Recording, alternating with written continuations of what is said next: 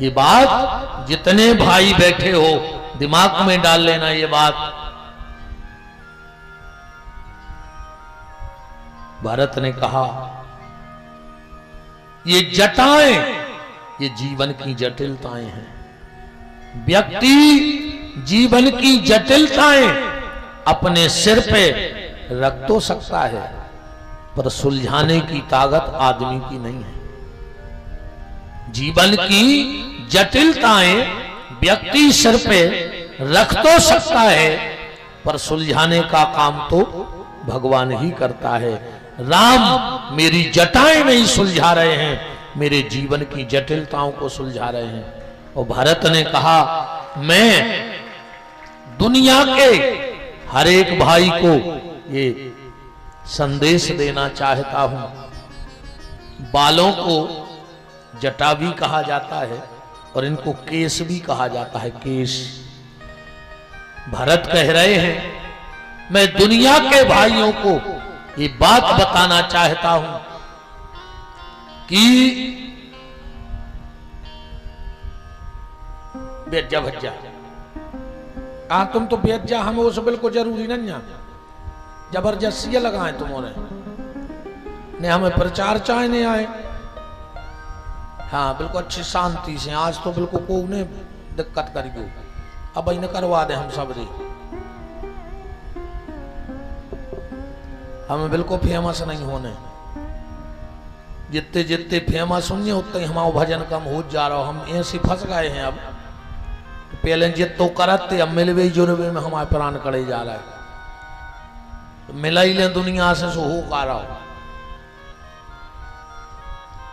राम भरत जी महाराज कह रहे हैं कि जटाओं को केस भी कहा जाता है। मैं दुनिया के भाई को यह संदेश देना चाहता हूं कि सगा भाई वो नहीं है जो अपने भाई को केस में उलझा दे, सगा भाई तो वो है जो अपने भाई को केस से सुलझा दे, उसके केसों से सुलझा दे। और आज का भाई लगभग 90% अपने भाई को केस में उलझा रहा है। उलझा रहा है कि नहीं उलझा रहा है? पर रामचरितमानस का भाई, रामायण का भाई अपने भाई के केस सुलझा रहा है। अगर तुम सनातनी हो तो अपने भाई को केस में कभी मत उलझाना। हो सके अगर कोई केस लगाया हो तो उसको सुलझा देना।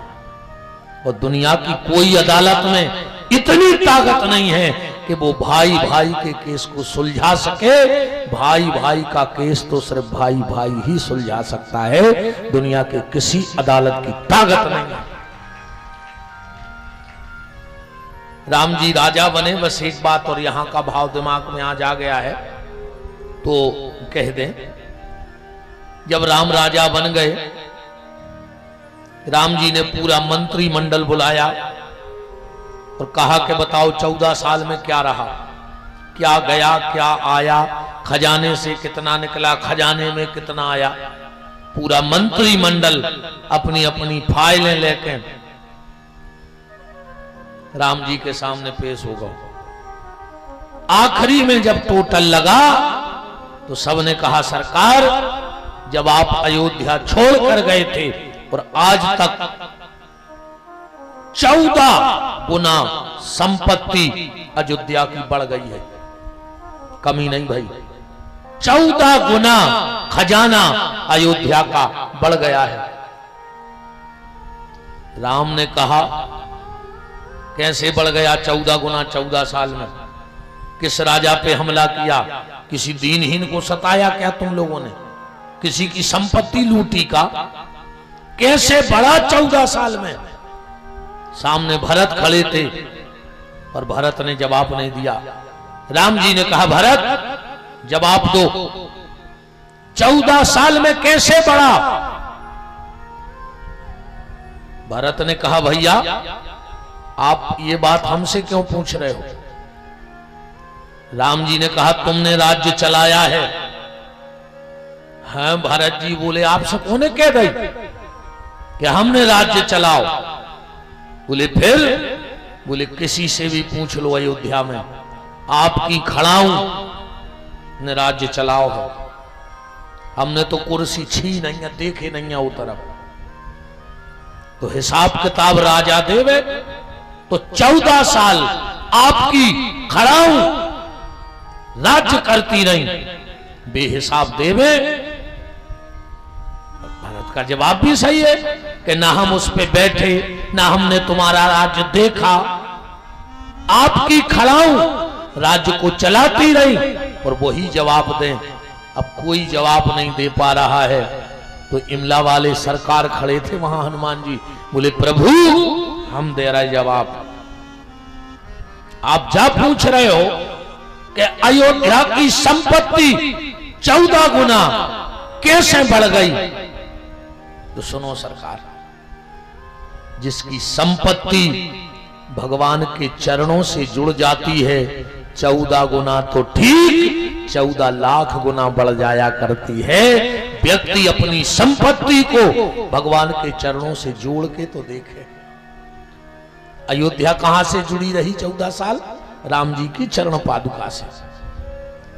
और जिसका मन तन धन जीवन सर्वस्व भगवान के चरणों में समर्पण हो जाता है, उसको कभी जीवन में घाटा लग नहीं सकता है, उसको तो बढ़ना ही बढ़ना है प्यारे।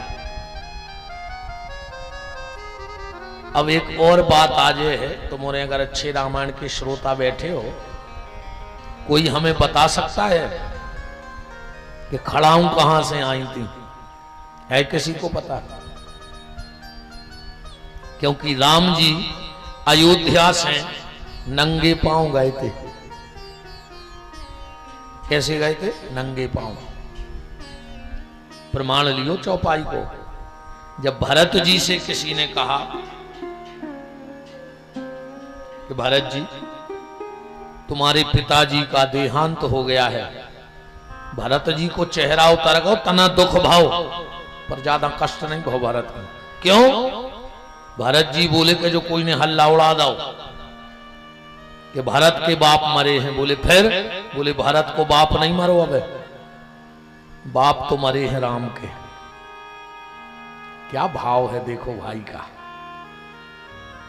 मेरे पिताजी का स्वर्गवास नहीं हुआ और ने अयोध्या में हम 3 भैया वे अनाथ भैया। अयोध्या में अगर कोई आज अनाथ भाव है तो राम अनाथ हो गए, उनके सिर से बाप की छाया हट गई। पर जब तक हमारा भैया राम जिंदा है, अयोध्या में कोई अनाथ हो ही नहीं सकता है। जब तक रघुनाथ हैं तो हम अनाथ कैसे हो सकते हैं? रामायण पढ़ियो, पिता मरण कर सोच मोए नाही, ऐसी चौपाई लिखी है। हमने आपसे परसों कहा था कि रामायण पे तो हम आपसे आदि आदि चौपाई पे 7-7 दिन चर्चा कर सका थे। पिता मरण कर सोच मोए नाही, तो बोले फिर राम जी वन को चले गए, एक और दुख है। भरत जी बोले हम में दम हुई तो हम लौटा तो ले आए, हमें एको भी दुख नहीं आगे भी चले गए। हम में अगर ताकत होगी तो हम लौटा के लाएंगे। तो सबने कहा फिर रो क्यों रहे हो? तो भरत जी का कह रहे, काय से रो रहे? बोले राम लखन सिया बिन पग पनहि, ओ कर मुनि भेष फिरत बन बनहि। मुझे सिर्फ इस चीज का दुख है कि राम बिना पनहिए पैर चले गए। राम लखन सिया बिन पग पनहि, कर मुनि भेष फिरत बन बनहि। अरे अयोध्या में किसी की इतनी ताकत नहीं पड़ी कि राम को खड़ाऊं पहना देता। तो राम जी तो नंगे पांव गए, फिर चित्रकूट में खड़ाऊं कहां से आ गए? अब एक बात और ध्यान से सुनियो, अगर राम जी के पांव की खड़ाऊं होती पैरत की तो का सिंहासन पे धरी जाती। राम को जो स्वीकार रहे तो कि जहां हमारे पूर्वज बैठे रहते रहे जोन गद्दी पे, वो गद्दी पे हमारी जूता धर दे ले जाकर। विचार करना, जिस पे आज रघु महाराज दशरथ हरिश्चंद्र, नाहुस, बड़े बड़े प्रतापी राजा बैठे जो उन कुर्सी पे, वो कुर्सी पे राम अपनी पनंग रखवा देते कि ले भाई मान के चलो हमारे पिताजी हैं, उनकी एक बैठक है हमारे घर में, अलग कोई नहीं बैठता हम लोग। ऐसा थोड़ी हुई है कि हम बैठा तो नहीं है और हम ले जाके अपनी खड़ाऊं धरती में जहां हमारे पिताजी बैठा। तो राम मर्यादा पुरुषोत्तम होकर भी अपनी खड़ाऊं कैसे रख सकते हैं? ढूंढना कभी के खड़ाऊं आई कहां से आती, कौन को उतारे आए, है रामायण में ढूंढ लियो। बात सिर्फ आज ये चल रही है कि भरत ने मां को छोड़ दिया, क्या पाप लगा? मीरा ने पति छोड़ दिया, क्या पाप लगा? राजा बलि ने शुक्राचार्य जैसा गुरु छोड़ दिया, क्या पाप लगा? आत्मदेव ने धुंधकारी जैसा बेटा छोड़ दिया, क्या पाप लगा? विभीषण ने रावण जैसा भाई छोड़ दिया, क्या पाप लगा? प्रहलाद ने हिरण्याकश्यपु जैसा बाप छोड़ दिया, क्या पाप लगा? यज्ञदत्त दीक्षित ने गुणनिधि जैसा बेटा छोड़ दिया, क्या पाप लगा? गोस्वामी तुलसीदास जी कह रहे हैं कि तजहु ताहे कोट बेरी सम, यद्यपि परम स्नेही, और जिनहि न प्रिय राम वैदेही। जिनका श्री सीताराम जी के चरणों में प्रेम ना हो उसको हजार लाख करोड़ बैरी के समान छोड़ देना चाहिए। तो मलूक तहां मत जाइयो जहां न हरि को नाम। उस व्यक्ति से संबंध मत रखो जो भगवान को ना मानता हो। नास्तिक व्यक्ति से दूर रहो, क्योंकि उसके भीतर सिर्फ नकारात्मक ऊर्जा रहती है। और अगर तुम ऐसे व्यक्ति के पास बैठोगे तो धीरे धीरे भगवान से तुम्हारा मोह खत्म हो जाएगा। इसलिए ऐसे लोगों के पास मत बैठो। एक बात आज दिमाग में चल रही है, यही से वो भरत जी को प्रसंग फंस गओ। रे भैया दुनिया में सब करियो पर भैया से बैर ने बांधियो रे। हाँ, लड़ लियो, झगड़ लियो, ठीक, लड़ लियो, झगड़ लियो, पीट दियो, मौका है तो पिट जाइयो, कोई दिक्कत नहीं है। भैया भैया से लड़ लियो, झगड़ लियो, पीट दियो, पिट जाइयो, पर कबहू बोलचाल बंद न करियो।